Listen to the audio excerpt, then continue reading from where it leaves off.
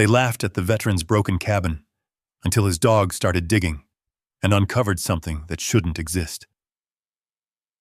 Jack Turner didn't come back for answers. He came back because there was nothing left. No home, no future. Just a letter, and a collapsing cabin everyone in town had already written off as worthless. But on his first night, his dog Ranger refused to rest, locked onto one spot beneath the floor like it was alive. And when the boards finally came up, everything changed. Before we go further, drop a quick comment and tell me where you're watching from. I want to see how far this story reaches. The envelope had been sitting on the table for 3 days before Jack Turner finally opened it. It wasn't the kind of letter that demanded attention. No bright markings, no urgency, just a thin, official envelope with a return address from a sheriff's office tucked somewhere deep in the mountains of Colorado. The kind of place people forgot existed unless they had a reason to go back. Jack had learned, a long time ago, that most things didn't need to be opened right away. Some things could wait. Some things were better left unopened altogether. Ranger didn't agree. The German Shepherd had been watching the envelope since the moment it arrived. Not pacing, not barking, just watching. Ears slightly forward, eyes locked. Like it wasn't paper sitting on the table, but something alive. Jack noticed. He always noticed. That was the problem. He picked up the envelope late in the afternoon, when the light outside had started to fade into that dull gray that made everything feel quieter than it should. The room was still. Too still. The kind of silence that pressed in on the edges of your hearing. His thumb ran along the edge of the seal. For a second, he didn't move. Then he tore it open. The paper inside was short, clean, official. No wasted words. Mr. Turner, we regret to inform you that your brother, Luke Turner, passed away 3 months ago. Jack stopped reading. Not because he needed to, because he already knew the rest. He leaned back in the chair slowly, the wood creaking under his weight. The sound echoed longer than it should have. Ranger's ears twitched. 3 months. They hadn't spoken in almost 8 years. Jack read the rest anyway. You are listed as next of kin. His property remains unclaimed. That was it. No explanation. No details. Just a fact, dropped like a stone into still water. Luke was gone. Jack folded the letter once. Then again. No, not carefully. Just enough to make it smaller. Ranger stood up. Not sudden. Not aggressive. Just a shift. Weight forward. Eyes still on Jack. Jack looked at him for a moment. You don't know him, Jack muttered. The dog didn't move. Jack exhaled slowly, his hand drifting to the edge of the table, fingers tapping once, then stopping. His eyes moved, not at Ranger, but past him. Through the wall, somewhere else. A memory tried to push its way in. Dust. Heat. The low hum of a rotor overhead. Jack blinked once. It was gone. He stood up. The decision didn't feel like one. It felt like something already set in motion. The drive took most of the next day. The road narrowed the further north he went. Asphalt turned to gravel. Gravel turned to packed dirt that twisted through stretches of pine and open land that felt untouched by anything recent. And Jack drove with one hand on the wheel, the other resting loosely near his thigh. Not relaxed, just ready. Always ready. Ranger sat in the passenger seat, upright, steady, not looking out the window like most dogs would, not distracted by passing trees or shadows. He kept his eyes on Jack. Every so often, Jack would catch it in the corner of his vision, that steady, unblinking focus. Knock it off, Jack said once without looking. Ranger didn't. The truck bounced slightly over a dip in the road. Jack adjusted without thinking. His eyes flicked to the side mirror, then the rear view, then back to the road ahead. No one behind them. Still, he checked again 10 seconds later. Old habits didn't go away. They just got quieter. By the time the town came into view, The sun had dropped low enough to cast long shadows across everything. Silver Ridge. Jack hadn't thought about the name in years. Seeing it again didn't bring anything back. No nostalgia, no warmth, just recognition. The place looked smaller, not different, just reduced, like something that had been left out too long and lost a part of itself.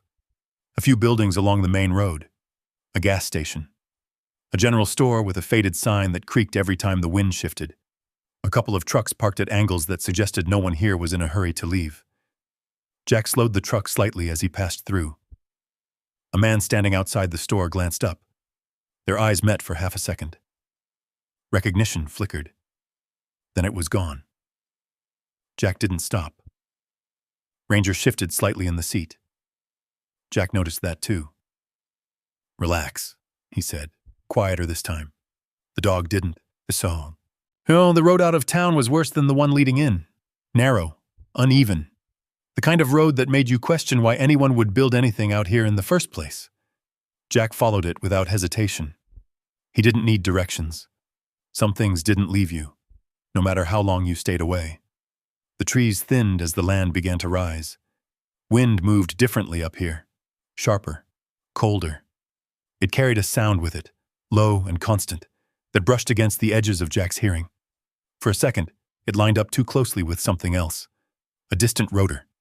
Jack's grip tightened on the wheel. He blinked hard. The sound snapped back into wind. Nothing else. Ranger's ears flicked. Jack exhaled slowly through his nose. "Just wind," he said. He wasn't sure if he was talking to the dog. "So." The cabin came into view as the truck crested the final rise. Jack didn't slow down right away. He just stared. From a distance, it looked exactly like what the letter had implied. Worthless. The structure leaned slightly to one side, like it had been pushed by years of wind and had never quite pushed back. The roof sagged in the middle, boards warped and split. One side of the porch had collapsed entirely, leaving a jagged gap where the railing used to be. The wood had turned gray with age, dry, brittle, gaps between the planks wide enough to let the wind slip through without resistance. It wasn't abandoned. It looked defeated. Jack brought the truck to a stop a few yards away. The engine idled for a moment.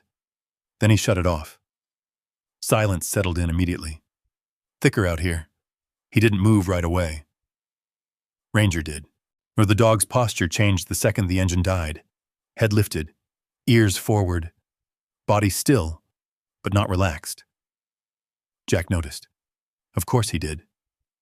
His eyes swept the area without turning his head. Tree line, ridge, open ground, no movement, no obvious threats. Still, something felt off. He opened the door and stepped out, boots crunching lightly against dry gravel. The air was colder than it should have been for that time of day. Jack adjusted his jacket slightly, more out of habit than need. Ranger jumped down beside him. Didn't wander.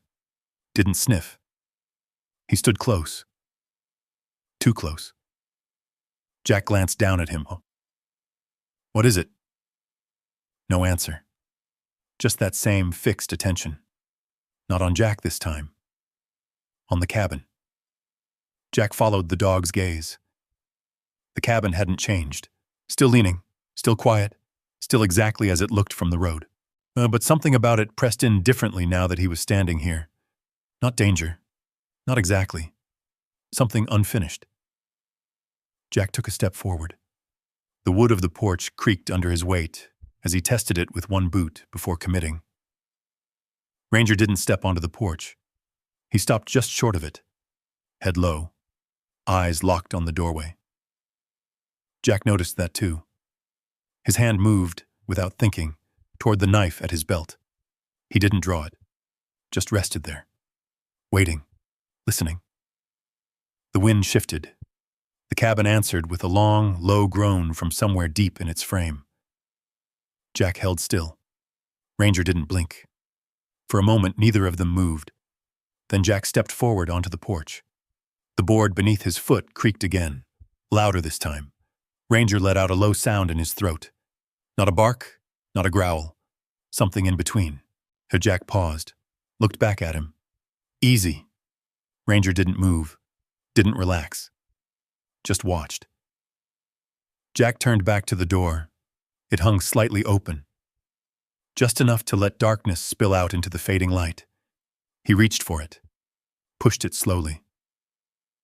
The hinges gave with a long, dry protest. The sound echoed into the cabin, then died. Jack stood in the doorway, didn't step inside yet, just listened. Nothing. No movement. No sound beyond the wind outside. Still, that feeling again. Not danger. Something else, something that didn't sit right. Behind him, Ranger shifted his weight, but still didn't cross the threshold. Jack glanced back one more time. The dog's eyes met his. Sharp. Focused. Alert in a way Jack hadn't seen since. He didn't finish the thought. Didn't need to. Jack turned back toward the cabin interior. The light inside was thin, a dust floating in narrow beams that slipped through cracks in the walls.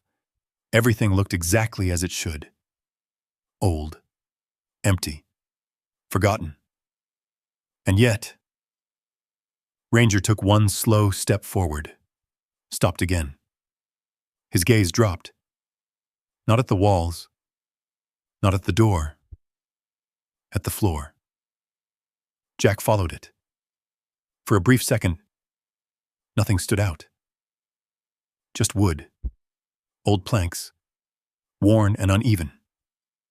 Then Ranger's ears twitched. His paw lifted slightly, lowered again, and stayed there. Fixed. Jack didn't move, didn't speak. He just stood in the doorway, looking down at the same spot his dog couldn't stop watching. The wind outside shifted again. The cabin answered with another low creak. Ranger didn't flinch. He just kept staring. And this time, Jack felt it too. Something under the floor wasn't right. Jack didn't move. Not yet. Yet his eyes stayed on that single plank where Ranger had fixed his attention, but his body shifted slightly, just enough to angle himself toward the doorway again. Old instinct. Never let yourself get boxed in, not even by a place that looked like it could barely hold itself together. Ranger's paw lifted again, then lowered. Slow. Deliberate. Jack exhaled through his nose and stepped back from the threshold. "Not tonight," he muttered. The words felt practical, controlled. But the truth was simpler. He didn't like what he was feeling. And when something didn't feel right, you didn't rush it. You gave it space, time, distance. Ranger didn't argue. He stepped back with Jack, but his head never left the cabin.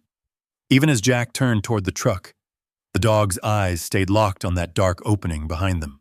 Tall. The town looked different in the evening. Not busier, just closer.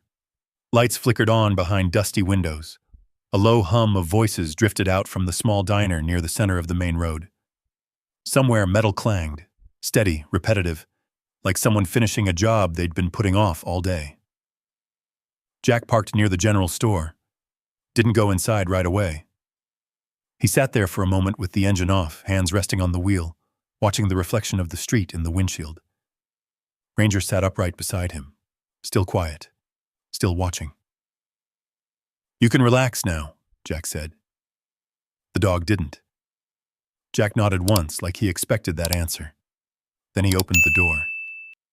The bell above the store entrance rang the second he stepped inside. Every conversation in the room paused, not completely, just enough.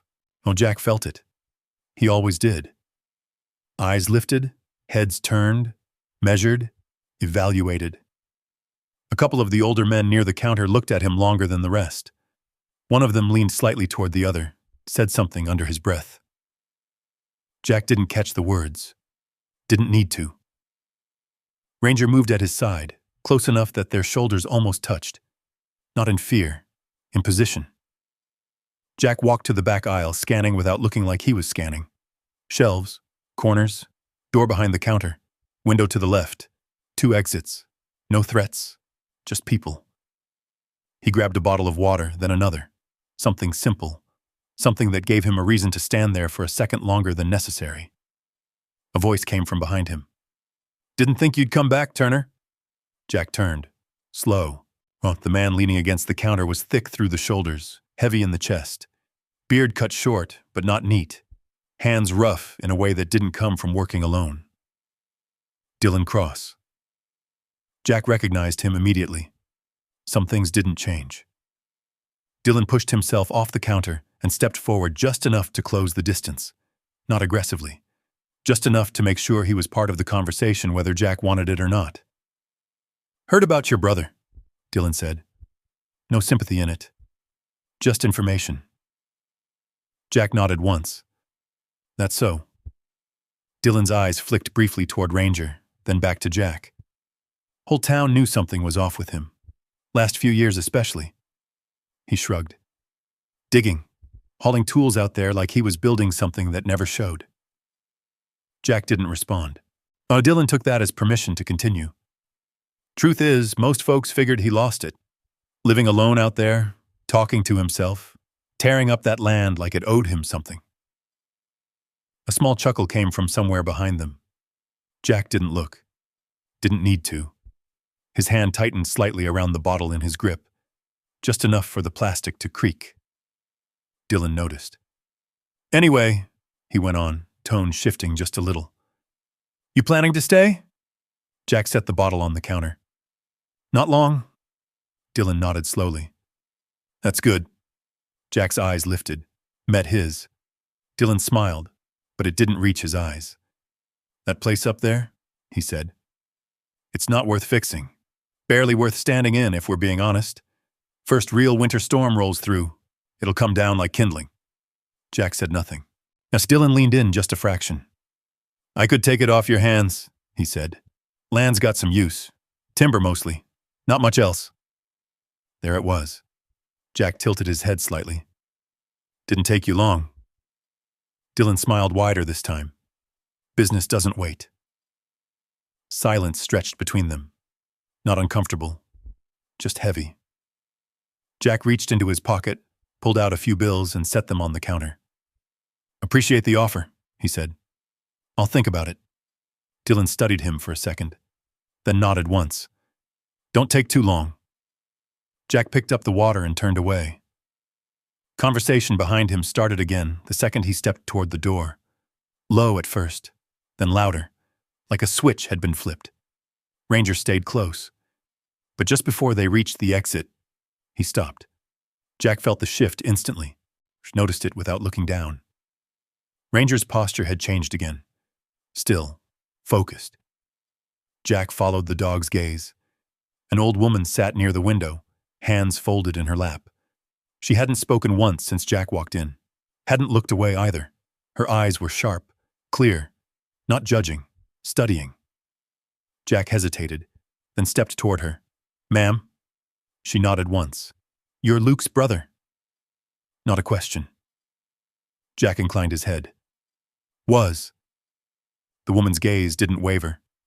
"They said he was losing his mind," she said quietly. "That he spent his days digging holes in the ground, like he was trying to bury himself." Jack didn't react. The woman leaned forward slightly. "I went up there once to Dion," she continued. "Brought him food. He didn't say much. Just showed me his hands." She lifted her own hands slightly, mimicking the gesture. "Oh, blisters? Cuts. Not from random digging. From work. Careful work." Jack's jaw tightened, just a fraction. The woman's eyes softened. "He wasn't lost," she said. "He was building something. People just didn't bother to look close enough to see it." Behind them, a chair scraped loudly across the floor. Someone laughed. The sound didn't reach her, or Jack. "What's your name?" he asked. "Martha Hale." Jack nodded once. Ranger stepped forward, just enough to stand between them, not blocking, just present. Martha looked down at him. "He's not just a pet, is he?" Jack shook his head. "No." She nodded like she already knew. "Then listen to him," she said. Jack frowned slightly. Martha leaned back in her chair. That dog of yours, she added, almost to herself. He's looking at things no one else is paying attention to. Jack didn't answer, but his eyes shifted, just for a second, toward the door, toward the road that led back to the cabin. Ranger's ears twitched, like he'd been waiting for that exact moment. The drive back felt shorter, or maybe quieter. Jack didn't turn on the radio, didn't need the noise. The road stretched ahead of them, empty, winding through the same darkening trees. Ranger sat the same way he had before, still, focused. But this time, he wasn't watching Jack. He was watching the road ahead. And every few seconds, his ears flicked, like he was tracking something Jack couldn't see. Jack noticed that too. Of course he did. The truck rolled over the final rise. The cabin came back into view, same as before, leaning, silent, waiting. Jack slowed. Didn't stop right away. He scanned the area. Tree line, ridge, open ground. Something caught his attention. Faint. Almost nothing. The dirt near the side of the cabin shifted, not fresh, but disturbed. Old piles, flattened by time, but still there. Jack's grip tightened on the wheel. Ranger let out a low sound, the same one as before. Jack cut the engine. Silence dropped over them again. He didn't get out immediately, just sat there, looking at the cabin. Then, at the ground around it. Then, back to the floor inside, in his mind. That one spot, that hollow sound. Ranger stood up, didn't wait this time. Jack opened the door, stepped out. The air felt colder now, sharper. He moved toward the porch, slower than before, more deliberate. Ranger didn't hesitate. He went straight to the door, stopped, waited. Jack stepped up beside him. His hand hovered near the knife again. Not drawn. Ready. He pushed the door open. The hinges groaned. The sound carried inside. Jack stepped in. Ranger followed immediately this time. No hesitation, no pause. Straight to the same spot, same plank, same place. He stood over it, still, locked. Jack closed the door almost behind them. The sound of it shutting echoed through the cabin, then faded. He took one step forward, then another, until he stood right where Ranger stood. He looked down. The wood didn't look different, didn't look weak, didn't look broken. But when he shifted his weight, just slightly, the sound came back. Hollow. Low, unmistakable. Jack didn't move for a long second. Then his hand dropped. Not to the knife, but to the floor. He pressed his palm against the wood, felt it. The difference. Subtle. But there. He tapped it once. The sound echoed back up at him, from somewhere below. Ranger's ears lifted. Jack's jaw tightened. And this time, he didn't step back. He leaned closer, eyes narrowing, listening. Because now, he knew for sure. There was something under the floor, and it wasn't empty. Jack didn't say it out loud. He didn't need to. The thought settled into him the same way a distant sound settles into a trained ear. Quiet, precise, undeniable. Ranger shifted his weight, claws pressing lightly against the wood. His head lowered just a fraction, nose hovering inches above the plank. Not sniffing, not searching, listening. Jack watched him for a long second. Then he straightened. Enough for tonight. The words came out low, controlled. Ranger didn't move. Jack stepped back, slow and deliberate, never taking his eyes off the floor. He knew better than to rush something like this. You didn't tear into unknown ground after dark. Not without knowing what you were stepping into. Not without a clear exit. He scanned the cabin again. Door behind him. One window to the left. Too narrow to climb through fast.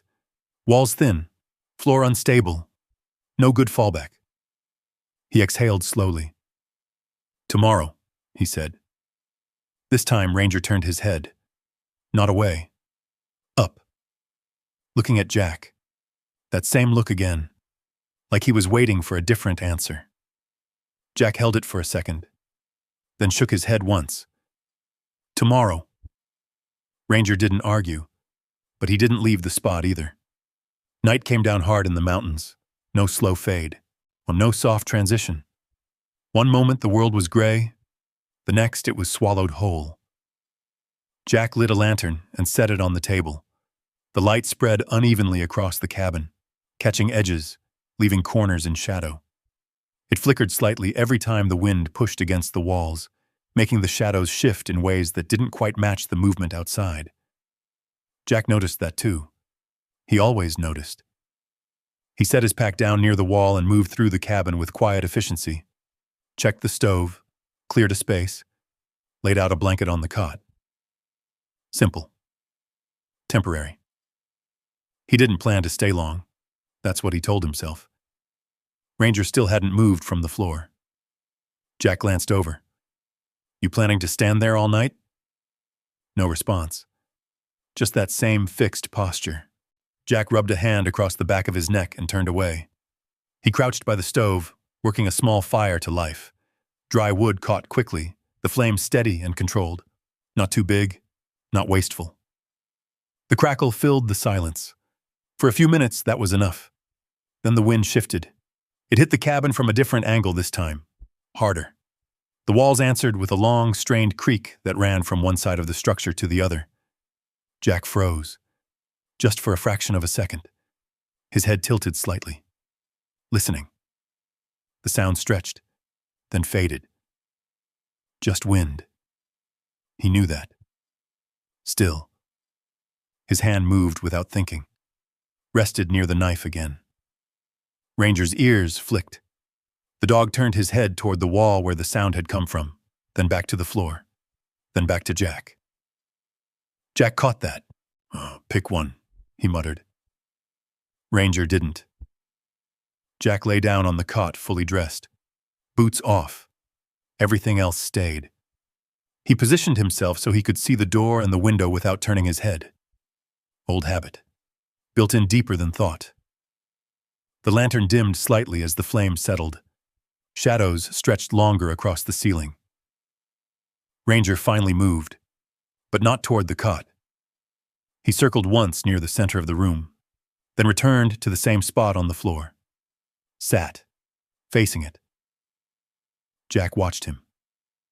"Seriously?" Ranger didn't react. Jack let out a quiet breath and leaned back. The wood beneath him creaked. The sound echoed louder than it should have.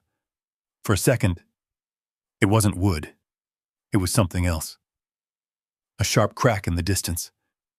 Then another. Jack's eyes snapped open, and his hand closed around the knife before his mind caught up. The lantern light flickered. The cabin walls shifted with the wind. No gunfire. No dust. No shouting. Just silence. Jack blinked once. Twice. The image faded. Gone. He exhaled slowly, unclenching his grip just enough to ease the tension in his fingers. "Just the wind," he said under his breath. Ranger turned his head, looked at him. Jack shook it off, closed his eyes again. Minutes passed, or maybe longer. Time didn't move the same way in places like this. The fire popped softly in the stove.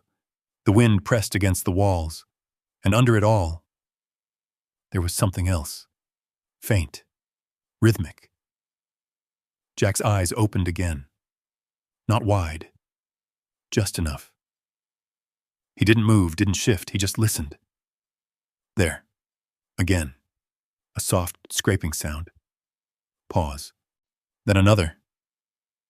Jack's gaze slid across the room. Ranger. The dog hadn't moved from his position, but his paw had. Lift. Lower. Scrape. Not random. Not restless. Intentional. Jack sat up slowly. "Ranger." The dog didn't stop. Scrape. Pause. Scrape. Jack swung his legs off the cot and stood. Each step he took was measured, quiet. He approached from the side, not directly behind. Always angle, always control the approach. He stopped a few feet away, watched. Ranger's focus didn't break. His paw pressed down again, this time harder. The wood responded. A dull, hollow echo. Jack felt it more than heard it. His chest tightened slightly. He crouched, pressed his hand flat against the plank again, waited. Ranger lifted his paw, brought it down. The sound came back. Clearer now. Not solid. Not right. Jack's fingers spread slightly against the wood. He shifted his weight. Just a little. The plank gave the same low, empty response. His jaw tightened. Behind his eyes, something flickered again. A memory of stepping onto ground that didn't feel stable. A warning that came too late. Jack blinked hard. Focused. Back here. Now. He tapped the floor once with his knuckles. The sound echoed up at him, from below. Ranger let out a low rumble. Not aggressive. Not afraid. Certain. Jack leaned closer, his ear almost touching the wood, listening. For a second. Nothing. Then, a faint draft brushed against his skin. Cold. Subtle. Coming from somewhere beneath. Jack pulled back slowly. Looked at Ranger. The dog held his gaze. No hesitation. No doubt. Jack nodded once. Yeah, he said quietly. He stood up and walked to his pack, dug inside. His hand closed around the metal pry bar. He pulled it out. The weight of it settled into his grip like something familiar. He turned back toward the floor. Ranger stepped aside just enough to give him room, but didn't leave. Jack positioned the edge of the bar between two planks. Paused, just for a second. Listening. The wind outside howled louder. The cabin creaked in response. The lantern flickered. Jack pressed down. The wood groaned. Nails resisted. Then shifted. A sharp crack split the silence as the first plank lifted just enough to break its seal. Ranger's ears snapped forward. Jack froze. Listened. Nothing moved. Nothing rushed up from below. Just that same faint draft. Cold, steady. Jack eased the bar back. Didn't pry further. Not yet. He stepped away. Set the bar down. Ranger looked at him. Jack shook his head once. Morning, he said. This time. The dog didn't argue. He circled once, then finally moved to the base of the cot. Lay down, but his head stayed up, eyes still on the floor. Jack returned to the cot. Lay back down. Didn't close his eyes. The fire burned low. The wind kept moving. And under it all, the cabin held its breath. Waiting. Jack stared at the ceiling, counted the seconds between each sound, measured the rhythm of the night. Sleep didn't come. Not even close, because now, he knew. And once you knew something was beneath you, you didn't get to ignore it. Not anymore. Jack was already awake before the first light touched the cracks in the cabin walls. He hadn't really slept, not the kind that rested anything. Just stretches of stillness where his eyes closed and his body stayed ready. Every shift of the wind had pulled him back up. Every creak had mapped itself in his head. The floor never left his mind. Ranger was already standing when Jack sat up. Not stretching, not shaking off sleep. Just standing, facing the same spot. Jack swung his legs off the cot and stood slowly. His joints felt tight, like they always did after nights that never quite ended. He rolled his shoulders once, feeling the stiffness settle into place instead of easing out. Yeah, he muttered. The word barely made it out. Ranger's ears flicked. Jack stepped closer to the center of the cabin. Morning light filtered in thin lines across the floor, just enough to reveal dust, scratches, the uneven grain of old wood. Nothing obvious, nothing broken. Oh, but that didn't mean anything. He shifted his weight. The sound came back. Hollow, low, final. Jack let it sit in the air. Didn't rush. Didn't react. Just listened to it fade. Ranger moved first. 2 steps forward. Then his paw came down. Harder this time. The plank answered with a deeper echo. Jack felt it through the soles of his boots. His jaw tightened. "That's not right," he said quietly. Ranger didn't look at him. He lowered his head, pressed closer. Then he started digging. Not scratching. Not testing. Digging. Fast. Focused. Each strike of his paw hit the same exact point, like he'd already measured it out in his head. Wood scraped. Nails creaked faintly beneath the pressure. "Ranger!" Jack's voice was firm. The dog didn't stop. Jack stepped in, reaching down to grab his collar. "Hey!" Ranger pulled forward. Not aggressive, not panicked, determined. Jack felt it in the tension of his body. Not fear, purpose. He let go, stepped back half a pace, watched. The dog kept digging, claws catching the seams between boards now, pushing, forcing. The wood groaned under the strain. Jack's eyes narrowed. He moved to the side, crouched, watching the exact spot Ranger was working. Same plank, same seam, same hollow sound. Jack leaned in, pressed his hand down beside the dog's paw, felt it. There, a subtle give. Not enough to collapse, but enough. He stood, turned, reached for the pry bar. The metal felt cold in his hand, solid, reliable. He came back to the spot and slid the edge of the bar between 2 boards. Ranger stepped back just enough to give him space, but didn't leave. Jack paused, or listened. Nothing moved. Nothing shifted below. Just that faint, steady draft brushing up through the cracks. He pressed down. The wood resisted. Old nails holding stubborn after years of weather and silence. Jack adjusted his grip, applied more pressure. The board groaned louder this time. Then, a sharp crack. The first nail gave. Ranger's ears snapped forward. Jack froze, head tilted slightly, listening. Still nothing. No rush of air. No sound from below. Just that same quiet pull of cold. He pressed again. The second nail snapped. The plank lifted a fraction of an inch. Enough. Jack eased the bar back, slid it further down the seam, pressed again. The board came up slowly this time, each nail giving one after another with dull, tired pops. Wood shifted, dust lifted.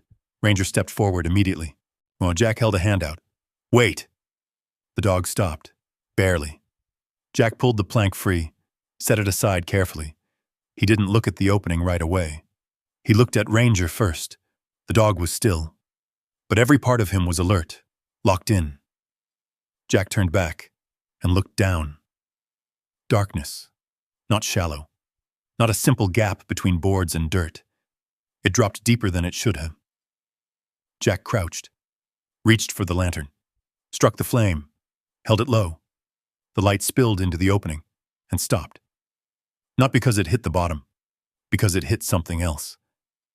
Structure, wood, beams. Jack's breathing slowed, not deeper, more controlled.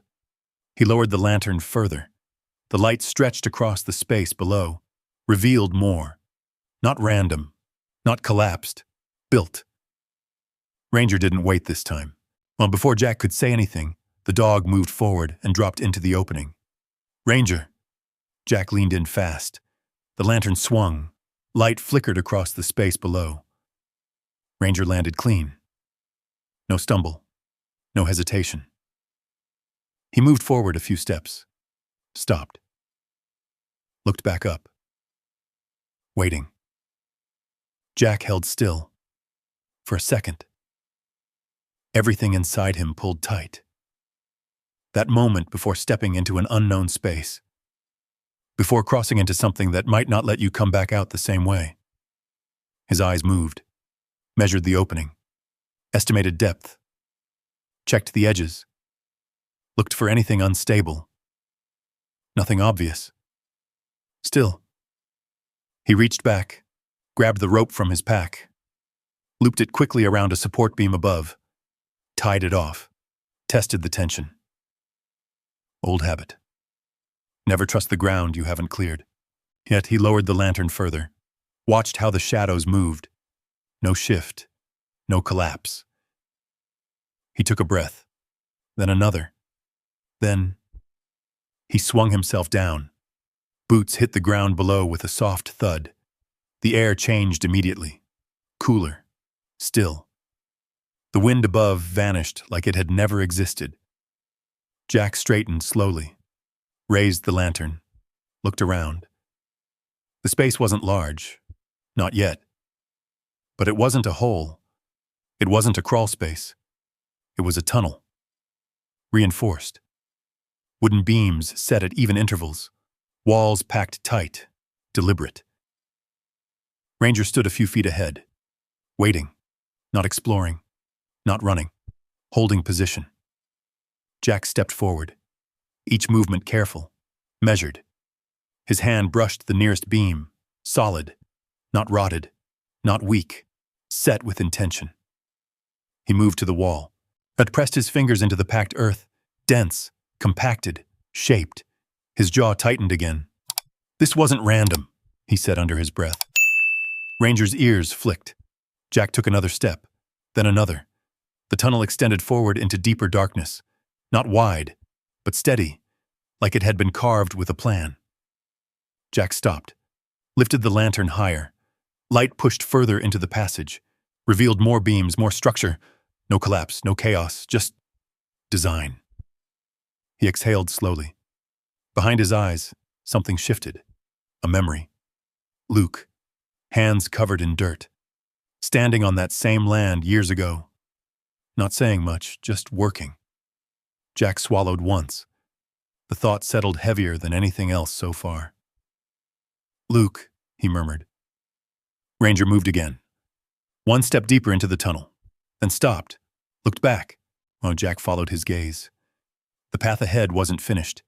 It didn't end clean. It opened. Further. Deeper. Jack stood there for a long second. Listening. Nothing. No movement. No sound beyond the faint echo of his own breathing. But the feeling, that quiet certainty, was stronger now. Luke hadn't been digging holes. He had been building something. And whatever it was, it went further than Jack could see. Ranger waited. Still. Focused. Jack tightened his grip on the lantern and took one step forward into the dark. The beam of light stretched ahead, thin and uncertain, catching edges of wood and packed earth that shouldn't have been there, at least not like this. Ranger moved first, always first. He stepped ahead into the tunnel, slow but steady, his body low, ears forward, not rushing, not wandering, clearing. Oh, Jack followed. Each step placed with care. Heel first, weight controlled, listening for any shift beneath him, any give, any sound that didn't belong. The ground held, firm, stronger than it had any right to be. Jack lifted the lantern slightly higher. The light revealed the first beam more clearly, cut clean, set tight into the ceiling. Not thrown in, not guessed, measured. His fingers brushed against it as he passed. Solid, dry, placed with intention. "This wasn't luck," he murmured. Ranger paused ahead, looked back, then moved again. Jack continued deeper. The tunnel extended maybe 20 feet before it changed, widened, opened. Jack slowed. The air shifted again. Subtle, but there. Less confined, less tight. He stepped forward and stopped. The lantern light spread out in front of him. But what it revealed didn't match anything he had expected. It wasn't just a tunnel. It was a room. Carved, shaped, held together by the same beams and packed walls, but larger, deliberate, with space to stand without crouching. Jack didn't move for a moment. He just stood there, taking it in. Ranger stepped into the center of the chamber and turned slowly, scanning the space before settling near the far wall. Jack followed. Slow, careful. His boots left faint impressions in the dirt floor. The ground was flat, leveled, not natural, not random. He moved along the edge of the room, lantern sweeping across each detail. A rough table, built from old planks but stable. Crates stacked beside it. Neat, organized, not abandoned, used. Jack crouched beside one of the crates and opened it. Inside, metal bowls, rope, tools, placed carefully, ready. His jaw tightened again. This wasn't someone losing it, he said quietly. Ranger shifted slightly. Jack stood and turned. The lantern light caught something else, near the center of the room. A small iron stove, old, worn, but intact. Jack stepped closer. Kneeling beside it, he brushed a finger through the ash inside. It broke apart easily. Not fresh, but not ancient either. His eyes narrowed. Luke had used this place, not just built it, lived in it. Jack stood slowly, turning in a full circle now, seeing the chamber differently. Not as a hidden space, but as something meant to be used, something planned. His gaze moved back to the table. Something small rested there, partially hidden in shadow. Jack stepped closer, set the lantern down, reached out, as his fingers closed around it. Leather, worn, edges softened by time and handling. A notebook. Jack didn't open it right away. He just held it. Felt the weight of it in his hand. Ranger moved closer. Not touching. Just present. Jack flipped it open. The first page wasn't what he expected. No rambling. No scattered thoughts. Clean lines. Measurements. Numbers. Drawings.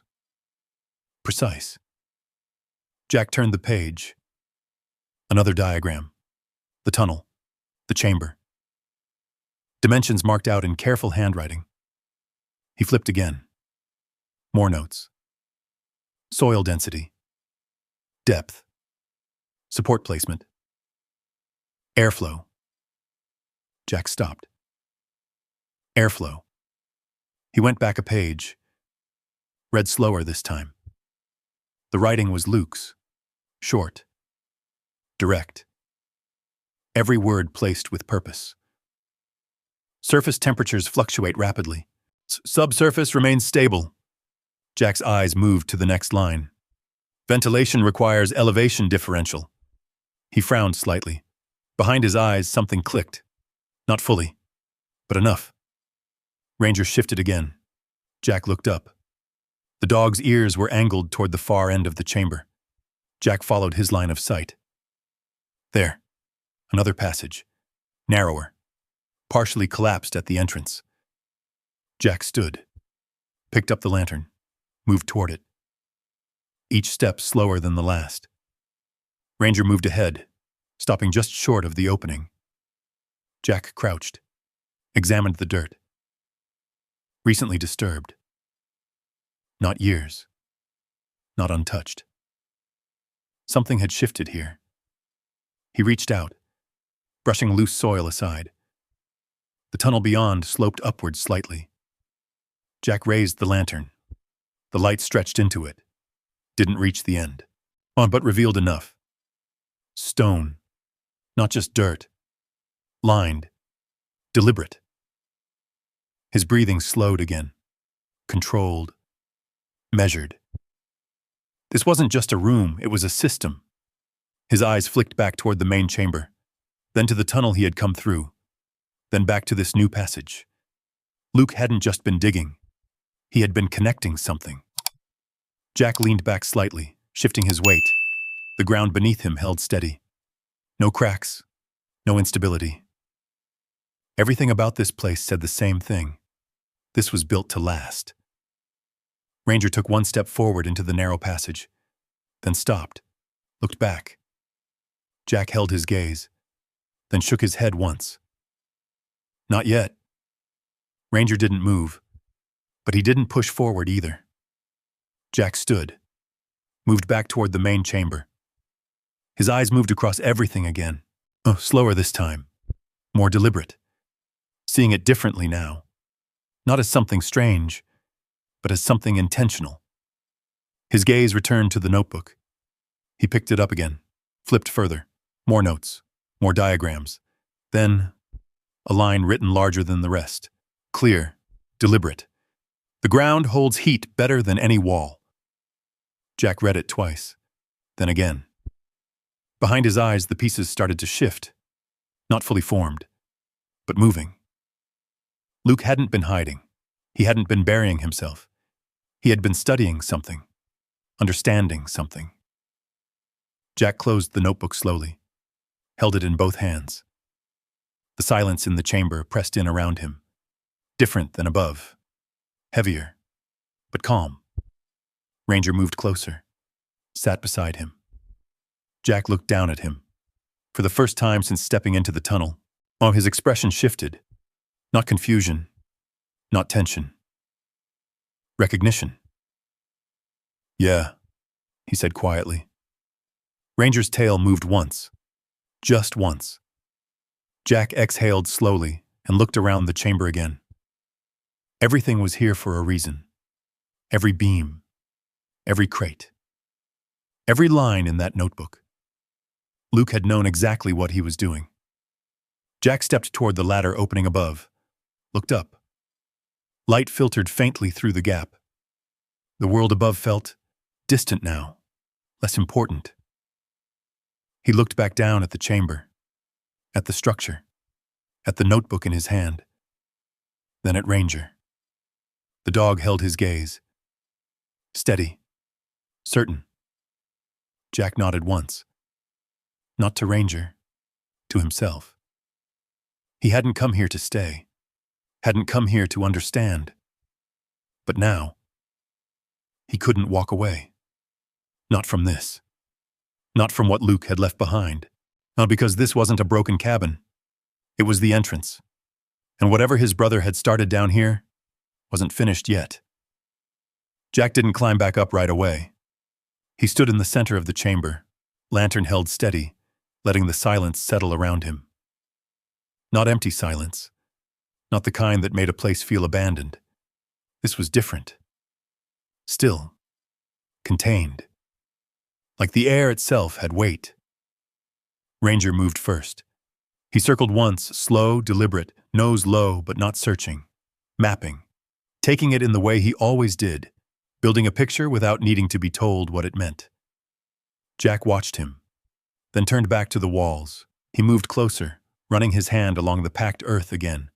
Not just touching now, feeling for inconsistencies. Weak spots. Moisture. Anything that didn't belong. Nothing gave. The surface was smooth where it needed to be, reinforced where it had to hold. Stones set into places where the soil shifted, beams cut and angled to distribute weight. Jack stepped back, looked at it from a distance. The pattern emerged. Spacing between supports, consistent. Angles, intentional. Load points, managed. His eyes narrowed slightly. He'd seen structures like this before. Not in houses, in field fortifications. Temporary positions turned permanent when someone decided to stay longer than planned. Luke hadn't been guessing. He'd been solving. Jack turned slowly, scanning the chamber again, this time not as a brother returning home, but as a man assessing a structure. Entry point, above. Primary chamber, center. Secondary passage, north wall. Ventilation. His eyes flicked upward. There. On a slight discoloration along one section of the ceiling. Not rot, not damage. Air movement, subtle, but there. Jack stepped beneath it and held the lantern higher. The flame wavered, just a fraction. But enough. He exhaled slowly. Air's moving, he murmured. Ranger's ears twitched. Jack lowered the lantern and turned back toward the narrow passage they hadn't entered yet. The one that sloped upward. He walked toward it again, slower this time, more deliberate. Each step measured. Ranger fell in beside him. Not ahead. Not behind. Matching pace. Jack crouched at the entrance, brushing more loose dirt aside. The collapse wasn't complete. Just partial. Like it had been left unfinished. Or stopped. He leaned in, raising the lantern. The passage climbed at a steady angle. Narrow. Reinforced with stone instead of wood. Different from the main tunnel. Stronger. More permanent. Jack reached out, pressing against one of the stones. Solid. Set tight. His jaw tightened again. "This wasn't random," he said. Not for the first time, but it meant more now. Ranger shifted beside him, his body angled toward the passage. Ready. Waiting. Jack studied the slope. Calculated. Angle of ascent. Distance. Potential exit point. If this continued up, it would surface somewhere above the cabin. Higher elevation. Ventilation. Luke's notes flickered through his mind. Elevation differential. Jack leaned back slowly. It clicked. Not fully, but enough to feel the shape of it. He stood, turned away from the passage, moved back into the chamber. Ranger followed. Jack set the lantern on the table and opened the notebook again. This time, he flipped further, past the measurements, past the diagrams of the chamber, to the pages near the middle. More sketches, cross-sections, the cabin above, the chamber below, and then another line, drawn upward, from the chamber, to a higher point, marked with a simple note. Vent exit. Jack stared at it, then looked up, then back at the drawing. Luke had mapped the entire system, not just built it, planned it. Jack flipped another page. More notes.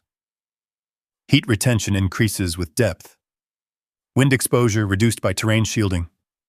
Minimal fuel required once stabilized. Jack's fingers tightened slightly on the edge of the paper. He could see it now. Not clearly, but enough. Luke hadn't been trying to survive in the cabin, and he had been trying to avoid it entirely. Jack closed the notebook slowly. The silence in the chamber pressed in again, but it didn't feel heavy anymore. It felt focused. He turned toward the ladder, looked up. The cabin above suddenly seemed smaller, weaker, temporary. He looked back at the chamber, at the walls, at the beams, at the system taking shape in his mind. Then at Ranger. The dog stood still, watching him, waiting. Jack nodded once. "Yeah," he said quietly. Ranger's tail moved once. Jack walked to the base of the ladder, stopped. His hand rested on the first rung. He didn't climb. Not yet. Instead, he turned back one more time, scanned the chamber again, slower, more precise. He stepped toward the far wall. Kneeling, he pressed his ear against the packed earth, listened. Nothing. No shifting, almost no cracking, just stillness. He tapped the wall once. The sound came back solid, dense, different from the hollow floor above. Jack sat back on his heels, his breathing steady, controlled. He wasn't guessing anymore. This place worked. It held. It had been holding. He stood, moved to the table, picked up the notebook again, held it for a moment, then tucked it under his arm, not leaving it behind. Not anymore. Ranger moved toward the ladder, looked up, then back at Jack. Jack gave a slight nod. "Let's go." He climbed first this time, each rung taken with care, testing, listening. The wood above creaked as he pushed the floor open wider. Light spilled down into the chamber, harsh after the stillness below. Ranger followed smoothly, pulling himself up without hesitation. Back inside the cabin, once the wind hit them immediately. Cold, restless. Jack stood there for a moment, letting the contrast settle in. Above, movement, noise, weakness. Below, stillness, strength. He turned back to the opening in the floor, looked down. The darkness below no longer felt unknown. It felt intentional. Ranger stepped closer to the edge, looked down, then back at Jack. Jack exhaled slowly. "This wasn't madness," he said. "Not to the dog, not to anyone. Just stating it." Ranger held his gaze. Jack nodded once more. "No," he added quietly. "It was design." The wind pushed against the cabin walls again. The structure groaned in response. Jack didn't look at the walls this time. He looked at the floor, at the opening, at what lay beneath. Because now, he understood something the rest of the town hadn't even considered. But Luke hadn't been digging to escape. He had been building something that didn't need to fight the world above. And for the first time since arriving, Jack wasn't thinking about leaving. He was thinking about finishing it. The decision didn't come with a rush. No sudden clarity, no dramatic shift. Just a quiet settling, like something that had been waiting for him to catch up. Ranger watched him from across the cabin, head slightly tilted, ears forward. Not questioning, just tracking. Jack moved without speaking. He crossed the room, grabbed his pack, and set it down beside the opening in the floor. The pry bar stayed within reach. The rope, rechecked. Knots tightened. Anchor tested again. He didn't rush. He never did. Everything had a sequence. Everything had a reason. Ranger stepped closer, now his paw brushing lightly against the edge of the opening. He looked down, then back up at Jack. Jack nodded once. "Yeah," he said quietly. "We're going back." The second descent felt different. Not cautious in the same way. More deliberate. Jack lowered himself down the rope, boots finding the ground with the same quiet thud as before. The air wrapped around him instantly. Cool, steady, unmoving. Ranger followed without hesitation. No pause this time. No checking. Just trust. Jack lifted the lantern and turned slowly, taking in the chamber again. It didn't feel unfamiliar anymore. It felt like something he was beginning to understand. He moved to the table first, set the lantern down, opened the notebook. This time he didn't flip randomly. He read, slow, careful, page by page, numbers, diagrams, but notes written in Luke's tight, precise handwriting. Not a single wasted word. Jack leaned forward slightly, resting his forearms on the edge of the table. His eyes moved across the page, absorbing details the way he used to read terrain maps. Distances, angles, load distribution, vent flow. It was all there. Not theory. Practice. Luke had tested everything, measured everything. Jack turned a page, then another. The deeper he went, the clearer it became. This wasn't a project someone started without knowing how to finish. This was a system, designed, refined, built with purpose. Ranger shifted beside him. Jack glanced down. The dog had moved closer than before, settling near Jack's leg, his body angled slightly toward the chamber entrance.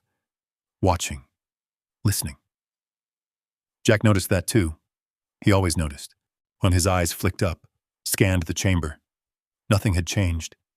No movement. No sound. Still. He reached down, resting his hand briefly on Ranger's neck. Not reassurance. Contact. Grounding. Ranger didn't move, just leaned into it for half a second, then went still again. Jack went back to the notebook. Another page. Another diagram. This one more detailed. The chamber, the tunnel, and the upward shaft. Luke had drawn airflow arrows, simple lines, clear direction. Jack followed them with his finger. Air entered through the cabin, moved down, circulated, then rose, escaped through the higher shaft. Natural flow, no machinery, no moving parts, just physics. Jack sat back slightly, exhaled. "That's how you keep it alive," he murmured. Ranger's ears flicked. Jack looked up again. This time, when his eyes went to the ceiling, that faint movement in the air, he could feel it now. Not imagined. Not subtle anymore. Real. He stood, lifted the lantern, walked slowly beneath the area where he'd noticed the airflow earlier, held the flame steady. It flickered, pulled, just enough to confirm it. Jack nodded once, then turned back to the notebook. Another page. This one different, less technical, more personal.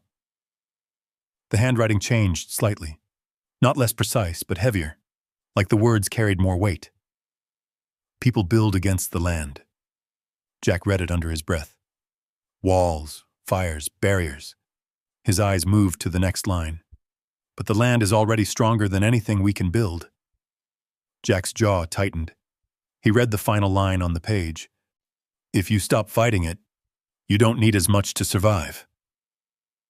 The silence that followed was deeper than anything before. Not empty. Heavy. Jack closed the notebook slowly. For a long moment he didn't move. Didn't speak. Just stood there with the words settling into place. Ranger shifted again. This time a soft sound came with it.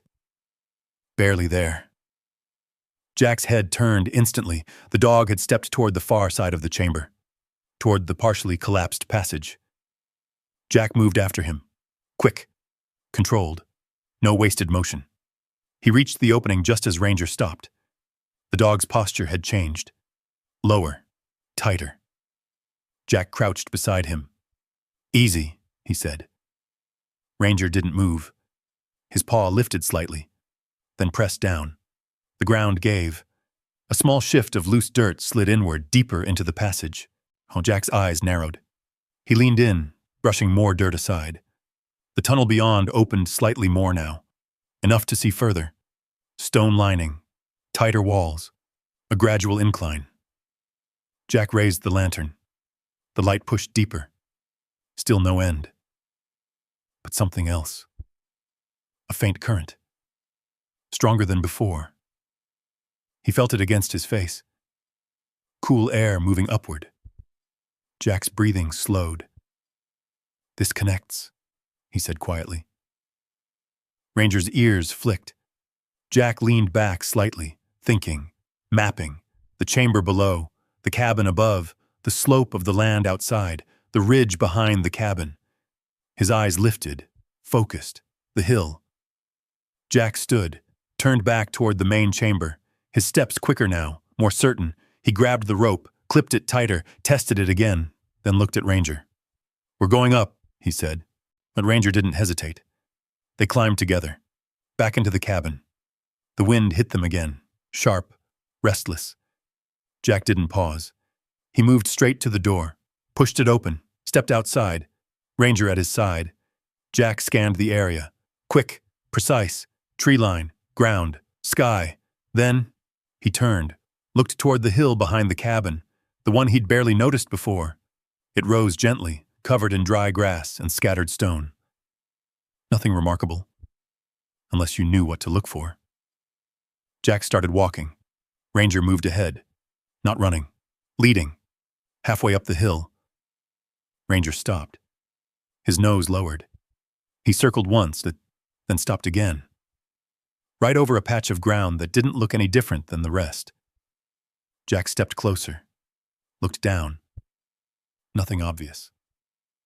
Just dirt, grass, stone. He crouched, brushed the surface aside, and there, barely visible beneath the layer of debris, stone, flat, placed, not natural. Jack cleared more, revealing a narrow opening, lined with rock, vertical. His breath slowed. He leaned closer, felt it. Air, moving, from below. Jack sat back slowly. His eyes moved from the opening, back toward the cabin, then to the ground beneath his feet. Everything connected. Everything made sense. Luke hadn't just built something underground. He had built something that worked. Jack looked at Ranger. The dog stood still, watching him, waiting. Jack gave a slow nod. Yeah, he said. This time. There was no hesitation in his voice. No doubt. Only one thing left. Understanding. Because now, he wasn't just standing on his brother's land. He was standing on his brother's idea. And for the first time since the letter arrived, Jack wasn't carrying the past anymore. He was carrying something else. Something unfinished. Something real. Something worth staying for. The wind carried that thought with him all the way back down the hill. It didn't fade. It settled deeper. Jack didn't slow as he reached the cabin. His eyes moved ahead of him, scanning without turning his head. Tree line, shadows, ground disturbances. Same routine, same rhythm. Ranger was already ahead, but not by much. The dog stopped just short of the porch. That alone was enough. Jack halted, didn't step forward, didn't speak. He watched Ranger's posture shift, subtle but sharp. Weight forward, neck stiff, ears angled toward the side of the cabin, not the door. Jack's eyes followed. There, near the far wall, on a patch of ground that hadn't been disturbed when they left. Now it was. Not fresh digging, not obvious, but wrong. Jack's breathing slowed. His right hand drifted, not rushed, toward the knife at his belt. He didn't draw it. Not yet. Ranger let out a low sound, not a growl, a warning. Jack stepped forward. One step, then another. Boots placed carefully on the boards. No unnecessary noise. The porch creaked anyway. It always did. The sound carried across the open space. Nothing moved. But that didn't mean anything. Jack reached the edge of the porch and paused. His eyes swept the area again. Slower this time. More focused. There. A faint impression in the dirt. Boot. Not his. Not from yesterday. Fresh enough that the edges hadn't softened yet. Jack's jaw tightened. He stepped down off the porch, but Ranger moved with him instantly, shifting position to Jack's side, but slightly forward, blocking the line toward the disturbed ground. Jack noticed. He always did. He crouched, ran his fingers lightly across the print, measured. Angle. Weight. Single person. Not running, walking. Stopped. Turned, then left. Jack leaned back slightly. His eyes lifted toward the tree line. Still. Silent. But now, different. Not empty anymore. Watched. He stood. Slow. Controlled. Inside, he said quietly. Ranger didn't argue, but he didn't relax either. They moved into the cabin together. Jack closed the door behind them. Not loud, not soft. Just enough. He stood there for a moment, letting his eyes adjust again. The space felt smaller now. Not because it had changed, because something had. Jack crossed the room in 3 steps, dropped his pack, checked the opening in the floor, untouched, still open from before. Good. His eyes moved to the window, then back to the door, then to the corners. Mapping. Always mapping. Ranger moved to the center of the room, turned once, that's us, then stopped, facing the door, guarding. Jack nodded slightly. Then he moved. Quick now. He grabbed the rope, checked the knot again, secured it tighter. No hesitation. He turned back to Ranger. We're going down. The dog didn't hesitate, didn't question. Jack dropped first. The chamber swallowed him again. The still air wrapped around him instantly. Quiet. Safe. He turned, held the lantern up, waited. Ranger landed beside him seconds later. Jack listened. Above. Nothing. No footsteps. No voices. No movement. But that didn't mean it was over. He moved fast now, not panicked. efficient. The ladder opening was still exposed, too visible. Jack grabbed the boards he'd pulled earlier, set them back in place. Not perfect, but enough. Then he dragged the rug over it, covered the seams. From above, it would look untouched. Ranger stayed close, watching. Jack stepped back, studied it, satisfied. Then he turned, moved deeper into the chamber, away from the entrance, away from the surface. Ranger followed. This time, he stayed close, closer than before. Jack noticed that too. He always noticed. He stopped near the table, set the lantern down. Then he listened. Nothing. No sound from above. No shifting. Just silence. The kind that didn't give anything away. Jack exhaled slowly. His hand ran once over his face, then dropped. Not random, he said quietly. Ranger's ears flicked. Jack looked toward the narrow passage again, then back at the chamber, then up, toward where the cabin sat above them. His mind moved fast now, not guessing, connecting.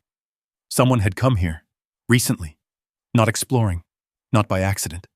They knew where to look, or they were looking for something. Jack's jaw tightened again. He stepped toward the wall, pressed his ear against it, listened. Nothing. But that didn't settle anything. He leaned back, looked at Ranger. Stay sharp. The dog didn't move. Didn't need to. He already was. Time passed. Hard to measure down here. No sun. No shadows. Just the steady glow of the lantern and the quiet rhythm of breath and thought. Jack sat at the table, notebook open again. But he wasn't reading now. He was thinking. Replaying the boot print. The angle. The weight. The direction. Not someone from town just wandering.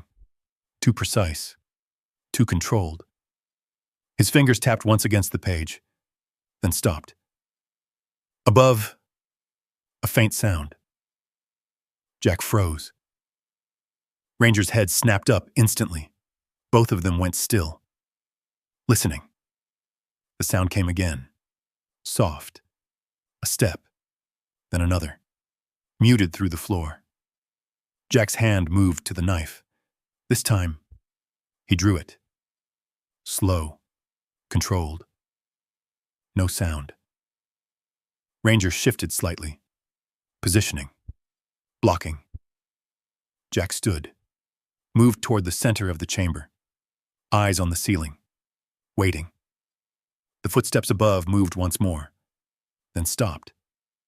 Silence. Long. Heavy. Jack didn't move. Didn't breathe any deeper. Didn't shift his stance. Seconds stretched. Then, a faint scrape. It like something dragging across the floor above. Right over the opening. Jack's grip tightened. Ranger let out a low rumble. Barely there. Jack held still. Waited. The sound paused. Then, moved away. Step. Step. Fading. Gone. Jack didn't relax, not yet.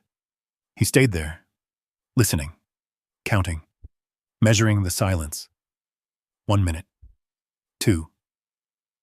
Nothing. Slowly, he lowered the knife, but didn't put it away. Ranger's posture eased just slightly, but his eyes stayed on the ceiling. Jack exhaled, long, controlled. They're not done, he said quietly. Not fear, not panic. Assessment. Ranger shifted closer. Jack looked down at him. The dog's gaze was steady, unshaken. Jack nodded once. Neither are we. He turned back toward the chamber, toward the tunnel, toward everything Luke had built. And now, for the first time, it wasn't just about finishing it. It was about protecting it. Jack didn't go back up right away. He stayed in the chamber longer than he had before, letting the silence settle again after the footsteps above had faded. Not because he felt safe, because he needed to think. Ranger remained close, closer than usual, his body angled toward the ladder, head slightly raised, ears tuned to every shift in the air above them. Jack noticed. He always noticed. "Yeah," he said quietly. The dog didn't move. Jack turned back to the table, opened the notebook again. This time, he wasn't reading to understand. He was reading to prepare. His eyes moved faster across the pages. Ventilation, heat retention, airflow, storage. Everything Luke had written, every line, every measurement wasn't theory, it was instruction. Jack flipped to the sections on temperature. Stable below frost line. Minimal heat loss once sealed. Fuel consumption reduced significantly. Jack's fingers tapped once against the page, then stopped. Above ground. The cabin groaned faintly as the wind picked up. Jack didn't look up. He already knew. The storm was coming. He'd felt it on the drive, in the air, in the way the wind shifted direction without warning, in the pressure behind the silence. He closed the notebook, looked at Ranger. "We don't stay up there," he said. Not a question, a decision. Ranger's tail moved once. Jack stood, moved through the chamber with purpose now, checking everything. The stove, the beams, the walls. He pressed against each support, testing. Solid, reliable. He moved to the narrow passage, then cleared more of the loose dirt, opened it further. Air moved stronger now, not a gust, a steady pull. Jack nodded once, then turned back. He climbed up. Ranger followed immediately. The cabin felt weaker the moment Jack stepped back into it. Not just physically, conceptually. The wind had shifted again, harder now, sharper, pushing against the walls with more force than before. Jack moved quickly. No wasted motion. He grabbed everything he needed. Food, water, tools, rope. Every item evaluated in seconds. Necessary, not necessary. Leave it. Take it. Ranger didn't wander. He stayed close, watching, tracking. Jack stepped outside once more. The sky had changed. Dark clouds pushed over the ridge, low and heavy, rolling in fast. The temperature dropped. Sharp. Immediate. Jack's eyes narrowed. Not long," he muttered. He moved to the horse first, untied it, led it down the slope to a sheltered ridge behind a cluster of rocks where the wind wouldn't hit directly. Secured it. Checked the knots. Then returned to the cabin. The wind picked up again. Stronger now, carrying dry debris through the air. Jack stepped inside. Shut the door. Moved to the floor. He pulled the boards back again. Opened the entrance fully. No hesitation this time. "Go," he said. Ranger dropped first. Jack followed. The difference hit immediately. Above, the storm was building. Below, nothing. No wind, no pressure. Just that same steady, controlled stillness. Jack moved fast. He replaced the boards from below this time, sealing the opening as tightly as possible. Covered it. Secured it. The sound from above dulled instantly, and not gone, but distant. Muted. Ranger moved to the center of the chamber, turned once, then settled near the stove. Jack crouched beside it, checked the flue, cleared it, then struck a small fire. Not large, not aggressive, just enough. The flame caught slowly, then steadied. Jack sat back, watched it, measured the heat. The way it moved through the space, not like above ground, not sharp, not uneven. It spread, slow, even. Ranger lowered himself beside him, close, closer than usual. Jack rested a hand briefly against his side. The dog's breathing was steady, controlled. Outside. The storm arrived, not gradually, violently. The wind hit first, hard, the kind that pushed against structures with force, not just sound. Jack heard it faintly through the layers above. A distant roar, but then the temperature dropped again. He felt it in the air shift, not inside the chamber, but in the way the world above changed.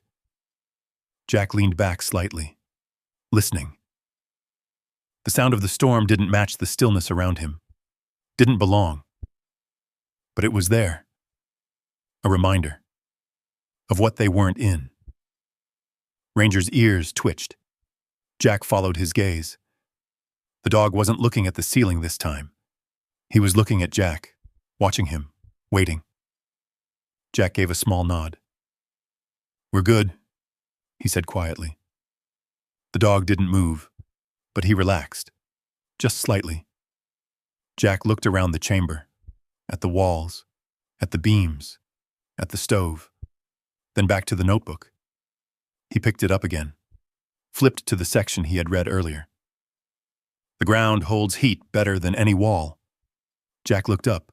The air around him, it wasn't cold. No, not even close. And the fire. Small. Barely more than a steady glow. Yet the space stayed warm. Stable. He leaned forward, placed his hand against the dirt floor. Felt it. Not frozen. Not brittle. Holding. Jack exhaled slowly, then leaned back. The storm above grew louder. For a moment, the sound shifted again. Not wind. Something else, a deep rhythmic thump. Jack's body tensed instantly. His hand moved toward the knife again. Ranger's head snapped up, ears locked. Jack held still, listening. The sound came again, then again. Then it broke apart, changed, back into wind. Jack's grip eased, just a fraction. He blinked once. The image behind his eyes faded. Rotor blades, sand, noise, gone. He exhaled, slow, controlled. "Not here," he said under his breath. Ranger shifted closer. Jack rested his hand against his neck again. Grounding. The storm continued. Hours passed, or what felt like hours. Time didn't move the same down here. The fire burned steady.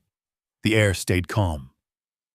Above, the world fought the storm. Below, the storm didn't matter. Jack leaned back against the wall, eyes half closed, not sleeping, just still.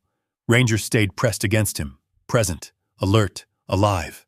Jack opened his eyes again, looked around the chamber, at everything Luke had built, at everything the town had ignored.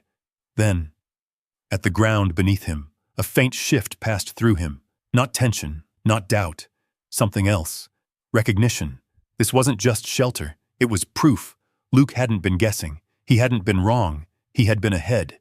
Jack's eyes moved to the ceiling, to the world above, where the storm was still raging. And for the first time, Jack understood something clearly. The worst place to be right now was up there, and the safest place was right here. Jack didn't say it again. He didn't need to. The storm above said it for him. Even through layers of earth and wood, he could hear it now, stronger, angrier. The wind didn't just pass anymore. It struck. It pressed. It searched for every weak point it could find. Up there, it would be tearing at the cabin, forcing its way through cracks, prying at boards that had already given up years ago. Down here, nothing. The air stayed still. The fire stayed steady. Ranger shifted beside him, lowering his head but not fully resting it. His eyes remained half open, alert even in stillness. Jack noticed. He always noticed. "Stand down," he murmured. But Ranger's ears flicked, but he didn't fully relax. Jack leaned back against the packed earth wall. The difference between above and below wasn't just physical. It was absolute. Up there, every sound demanded attention. Every movement carried risk. Down here, the world had been reduced, contained, controlled. Jack let his breathing match the space. Slow, even, measured. His hand rested lightly against the ground again. The warmth held, not from the fire, from the earth itself. The fire only supported it. Luke had been right. Jack closed his eyes for a moment. Not sleep, just stillness. The sound above shifted again, a deeper tone this time. Not just wind, weight. Something hitting, something moving under force. Jack's eyes opened instantly. His body tensed before his mind caught up. For a split second, he wasn't in the chamber. He was somewhere else. Dark, tight. The sound overhead wasn't wind. It was pressure, movement. Too close, too fast. Jack's hand closed around the knife again. His breath shortened. Ranger moved immediately. Not away. Closer. His body pressed into Jack's side, grounding him. Jack blinked once, then again. The image broke apart. Faded. Gone. He exhaled sharply, then slower, then controlled. Not here, he said again. Ranger stayed close. Jack's grip loosened, the knife lowered. He rubbed a hand across his face once, then let it fall. The storm didn't care. It kept going. Hours passed, measured not by time, but by the rhythm of the fire, the way the wood shifted, the way the air stayed the same. Jack stood at one point, moved through the chamber again. Now checked the walls, the beams, the passage. Everything held. Nothing shifted, not even slightly. Ranger followed, never drifting far, never losing awareness of the space. At one point, Jack moved toward the narrow upward tunnel, the ventilation shaft. He crouched near the base of it, held the lantern up. The flame bent, pulled upward. Stronger now. The system was working, even under pressure. Jack nodded once. Satisfied. He leaned closer, felt the airflow. Steady. Alive. Luke had built something that didn't just survive the storm, it adapted to it. Jack sat back, turned, looked at the chamber again. The fire cast a soft glow across the walls. Shadows didn't jump or flicker wildly. They moved slowly, predictably, controlled. Ranger returned to his position near the center. Sat, watching. When Jack walked back to the table, opened the notebook again. Not to study, just to confirm. He flipped to the same page. The ground holds heat better than any wall. Jack looked up, then around, then back down. You were right, he said quietly. The words didn't echo. They settled, like everything else in that space. Above, the storm intensified. The sound shifted again. Louder. Closer. Jack tilted his head slightly, listening. For a moment, it almost sounded like something giving way. Wood. Structure. Breaking under pressure. Jack didn't move. Didn't react. Just listened. Then, silence. Not full. Not complete. But different. The edge of the storm had changed. Ranger's ears twitched. Jack looked at him. The dog's posture shifted slightly. Not alert. Not tense, just aware.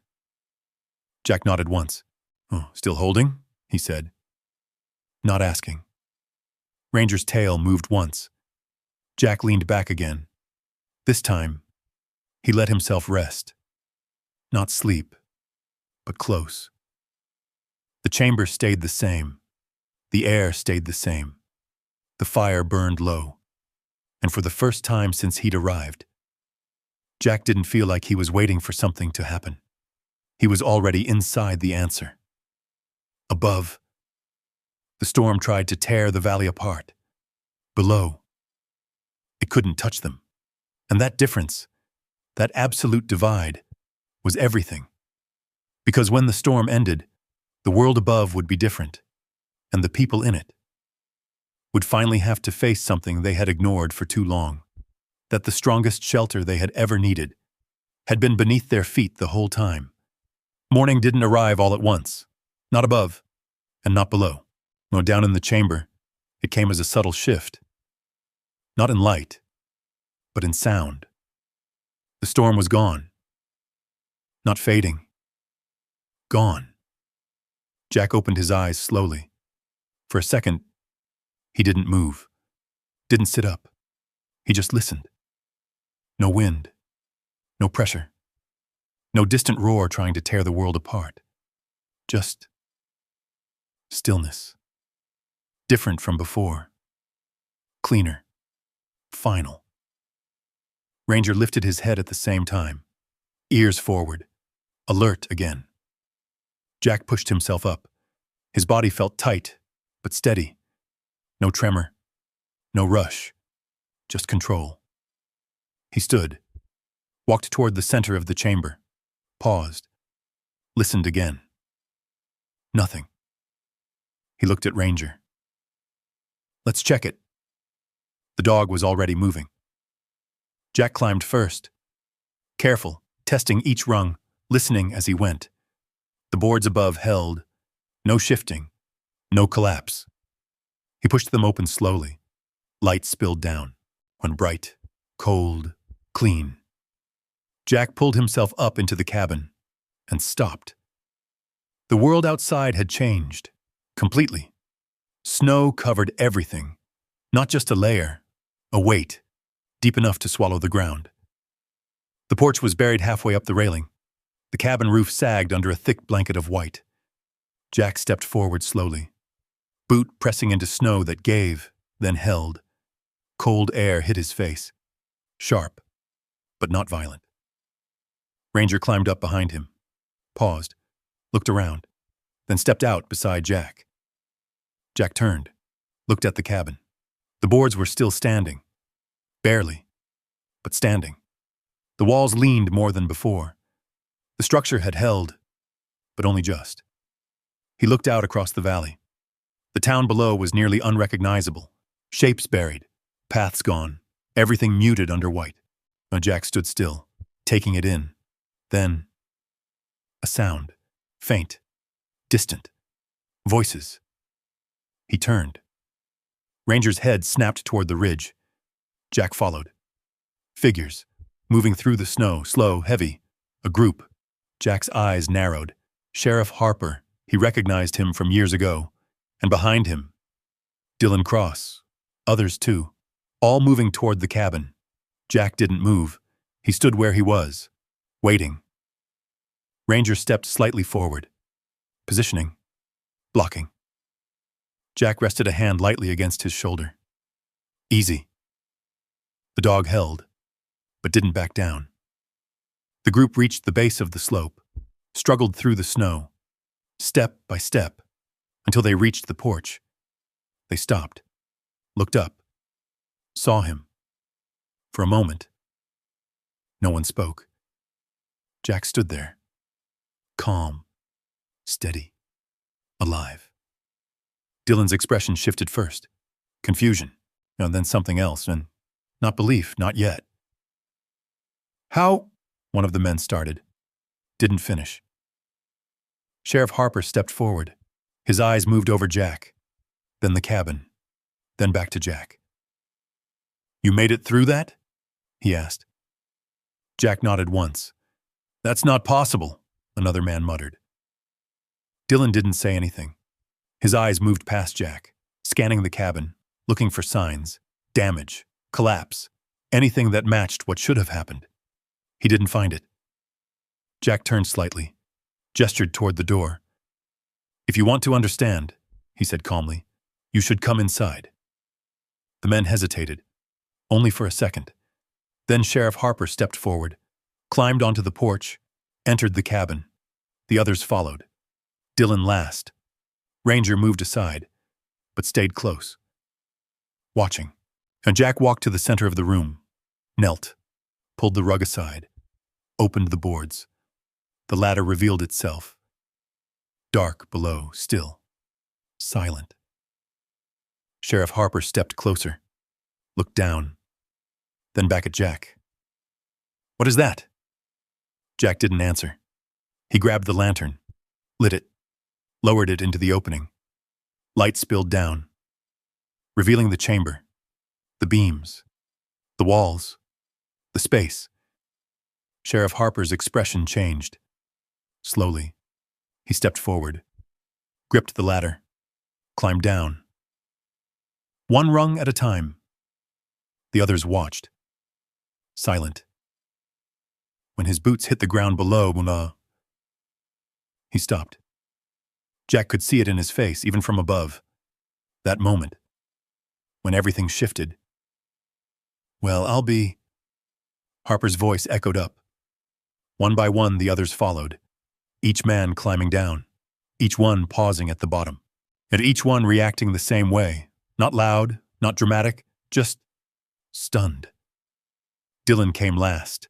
He descended slowly, more cautious than the others. When he reached the bottom, he didn't speak. He just stood there, turned, looked. His hand brushed against the wall, felt it, solid, warm. Jack climbed down last. Ranger followed. The group stood in the chamber, silent, the storm above forgotten, replaced by something else. Understanding. Sheriff Harper turned slowly. This was here the whole time? Jack nodded. My brother built it. The words settled, heavy. Dylan finally spoke, quiet, not the same man from before. This held through the storm? Jack didn't answer right away. He walked to the stove, added a small piece of wood. The flame steadied, the warmth spread. Then he turned. You tell me. No one laughed.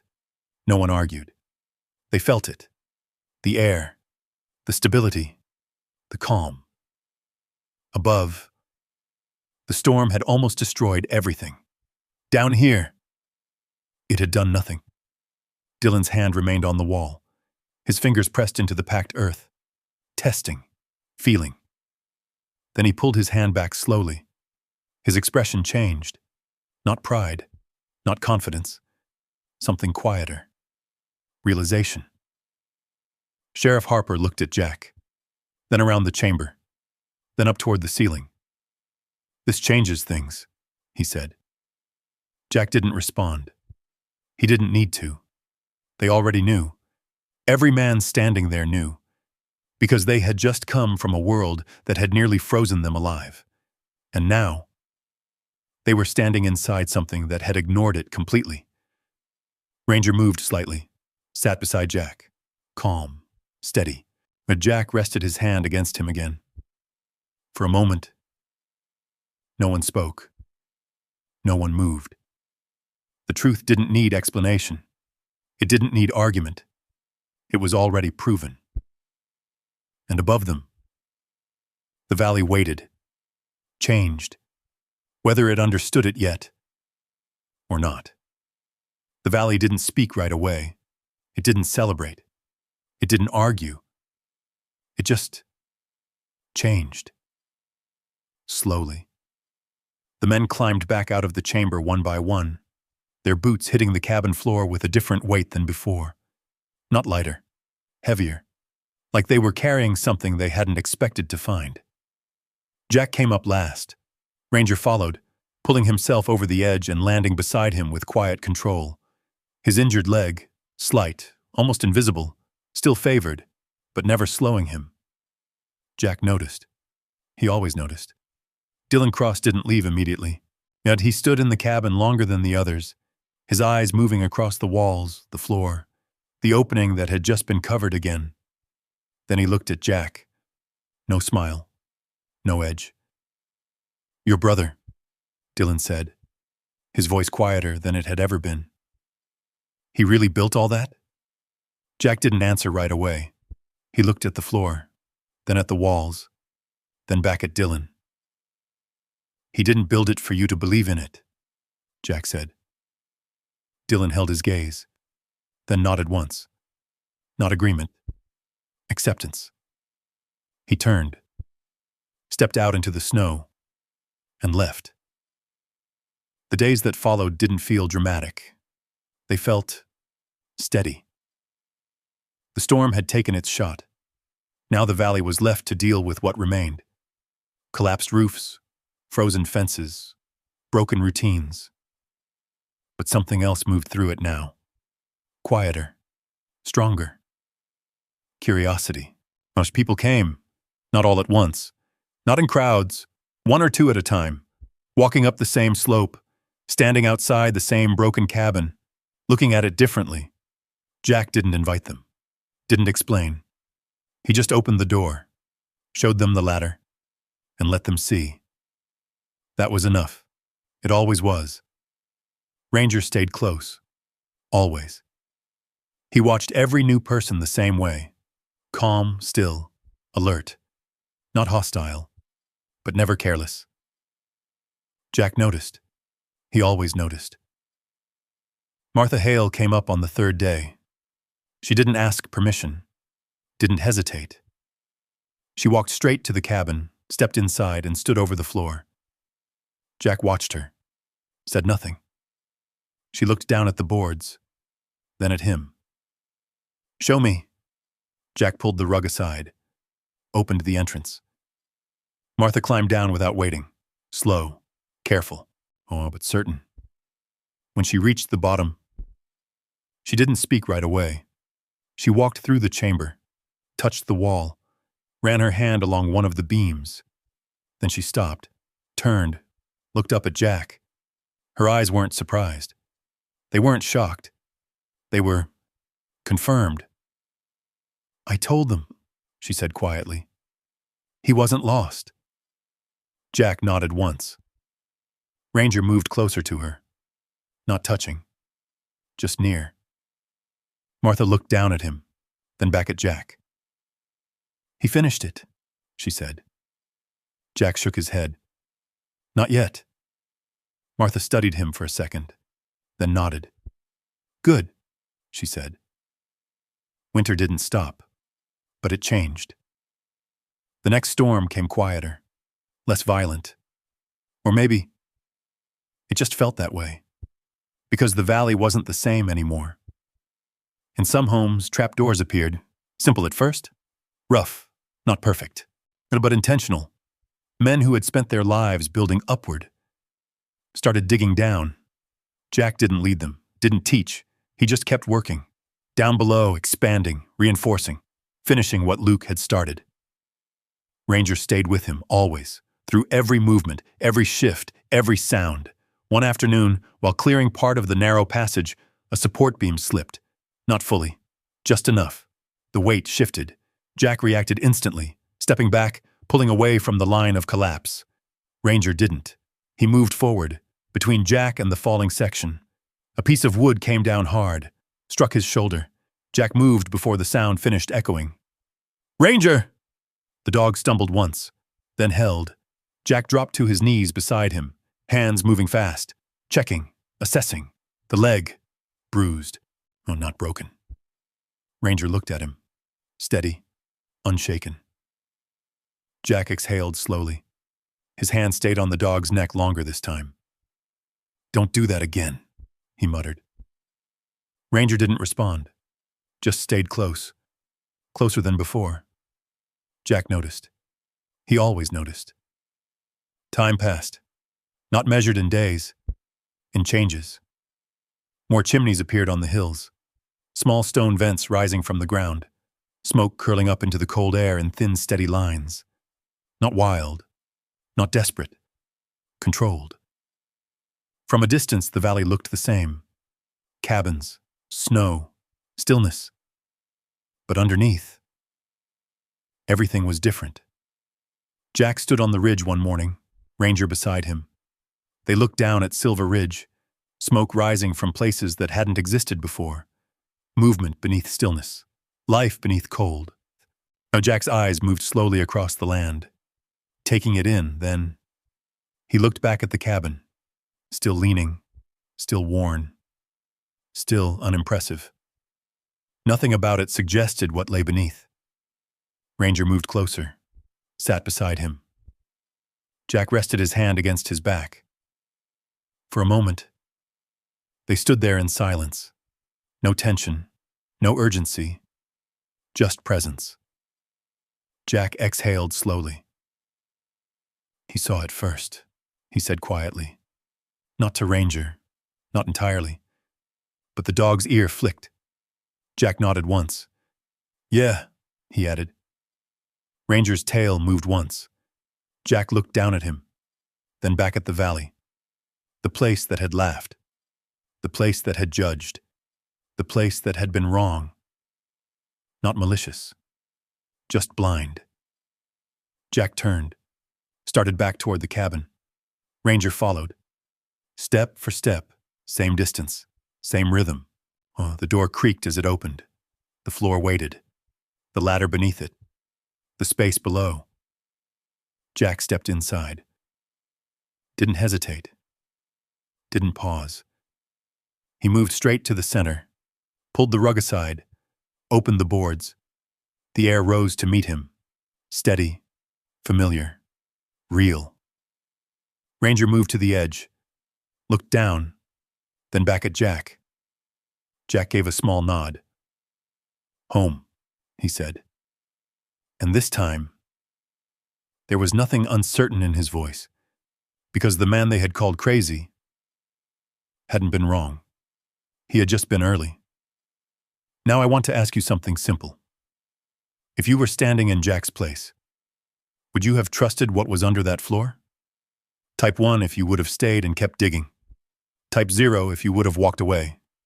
No long comments. Just a number. I read every single one. Every single. And if this story made you feel something, if it stayed with you even for a moment, make sure you hit subscribe, because the next story I'm about to tell might be even harder to believe than this one.